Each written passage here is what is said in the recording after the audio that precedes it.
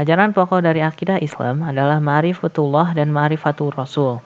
Oleh karenanya, kedua perkara ini wajib diketahui pertama kali. Sebab seseorang belum dikatakan beriman kalau belum mengimani Allah dan Rasul-Nya dengan benar dan semua amal ibadahnya tidak sah. Kata ma'rifat berasal dari asal kata arafah yang dalam keseluruhan Al-Quran disebutkan sebanyak 7 kali. Dari 71 kali penyebut tersebut, kata ma'rifat dapat diartikan sebagai mengetahui, mengenal, sangat akrab, hubungan yang patut, hubungan yang baik, dan pengenalan berdasarkan pengetahuan mendalam. Ma'rifatullah adalah upaya manusia untuk mengenal Allah. Ibnu Qayyim mengatakan bahwa semakin tinggi ma'rifat kita kepada Allah, maka semakin tinggi ketaatan kepada Allah, semakin menghambatkan diri dan bersifat ihsan. Ma'rifatullah hanya bisa kita lakukan dengan menggabungkan panca indera, akal, dan hati. Jika tidak, maka akan menuju kesesatan. Apa sebab kafir Quraisy tidak mengimani Isra dan Miraj Rasulullah? Karena mereka hanya menggunakan akal dan tidak menggunakan hati mengimani Rasul yang diperjalankan oleh Allah. Karena kalau hanya logika, maka mustahil Rasul berjalan dalam waktu 1 malam menuju Sidratul Muntaha. Satu cara kita mengenal Allah adalah dengan ilmu pengetahuan, mempelajari kejadian di alam sebagai tanda kebesaran Allah.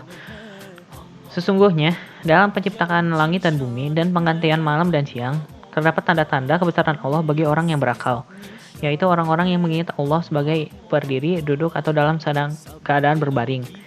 Dan mereka memikirkan tentang penciptaan langit dan bumi, seraya berkata, "Ya Tuhan, kami tidaklah Engkau menciptakan semua ini sia-sia. Maha suci Engkau, lindungilah kami dari azab neraka." Quran Surat Al-Imran ayat 190 sampai ayat 191.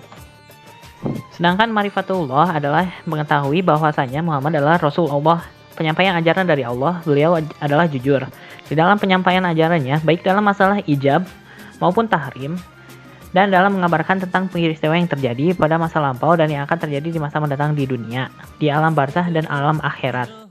Al-Rasul menjadi sebuah keperluan yang asasi bagi kaum muslimin masa kini, karena mereka tidak hidup bersama dengan Nabi.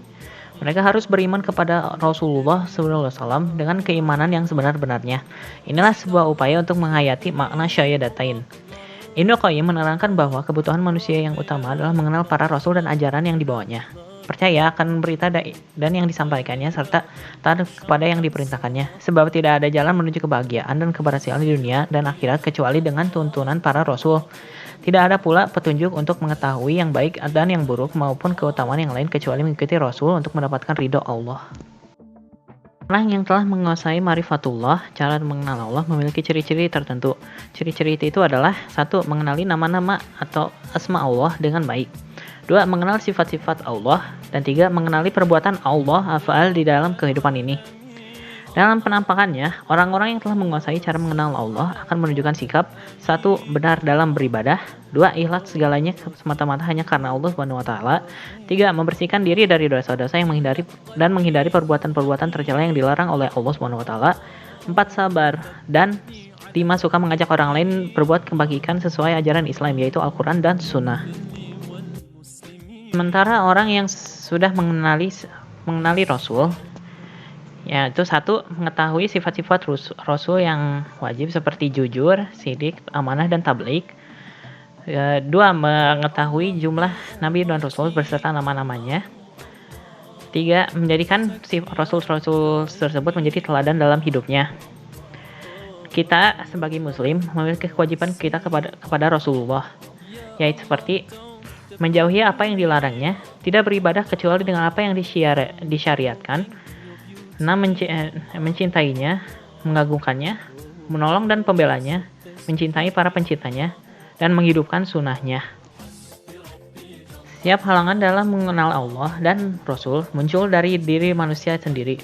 Walaupun hasil godaan dari iblis dan pengikutnya, halangan ini muncul dalam bentuk sifat-sifat seperti berikut.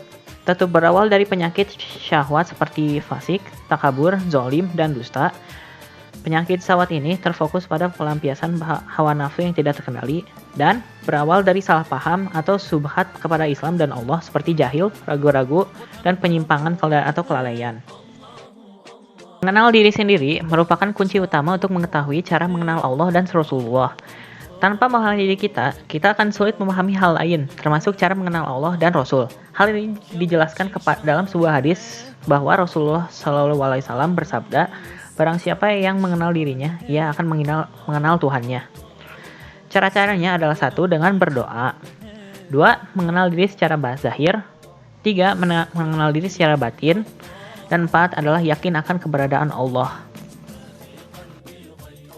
Kesimpulannya, kita sebagai umat Islam sudah pasti diwajibkan untuk mengenal Allah dan Rasul-Nya. Dengan mengenal Allah, kita akan senantiasa dekat dengannya dan dijauhkan dari kemaksiatan, kesesatan, dan kejahilian. Mengenal Rasul dapat menjadikan kita pribadi yang lebih baik dengan menjadikan Rasul Allah sebagai teladan dalam kehidupan kita sehari-hari. Cara mengaplikasikan ini ke kehidupan sehari-hari adalah dengan 1. Menjalankan perintahnya seperti sholat dan mengaji. 2. Selalu mengingat Allah. 3. Menjadikan Rasul sebagai teladan. 4. Menerapkan Al-Quran dan Sunnah. Dan 5. Tidak lupa untuk bersalawat setiap hari untuk mengingat Rasul-Rasul kita. Untuk menutup video ini, saya akan membacakan sepenggal surat dari Quran surat Al-Hasyr, yaitu Al-Hasyr ayat 19, yang berbunyi, A'udzu billahi minasy syaithanir rajim. Wala takunu kallazina nasullahu fa'ansahum anfusahum. Ulaika humul fasikun. Yang berarti, dan janganlah kamu seperti orang-orang yang lupa kepada Allah, sehingga Allah menjadikan mereka lupa akan diri sendiri. Mereka itulah orang-orang fasik. Quran surat Al-Hasyr ayat 19. Wassalamualaikum warahmatullahi wabarakatuh.